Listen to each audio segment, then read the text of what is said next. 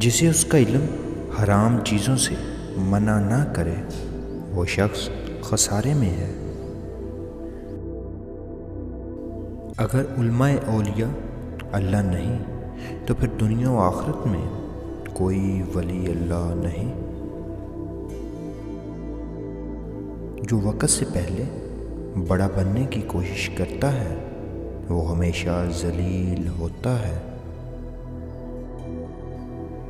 اگر دین میں تنگی ہو جانے کا خوف نہ ہوتا تو میں کبھی فتویٰ نہ دیتا۔ جن چیزوں کی بدولت جہنم میں جانے کا خوف ہو سکتا ہے ان میں سب سے زیادہ خوفناک چیز فتویٰ ہے۔ دوسروں کے بارے میں ایسی باتیں کرنے سے گریز کریں جو وہ ناپسند کرتے ہیں۔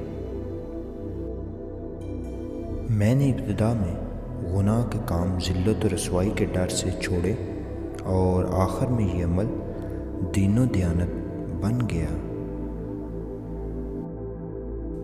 جو بندہ علم دین کو دنیا کے لیے حاصل کرے گا وہ برکت سے محروم ہو جائے گا اور علم اس کے دل میں راسخ نہیں ہو پائے گا اور نہ ہی اس کو کوئی فائدہ دے گا۔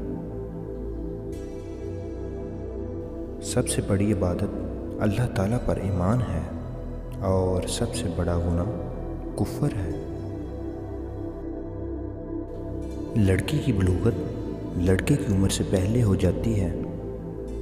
لڑکی اس وقت بالغہ ہو جاتی ہے جب وہ 12 یا 13 برس کی ہو جاتی ہے اور لڑکا 15 سال میں بالغ ہو جاتا ہے۔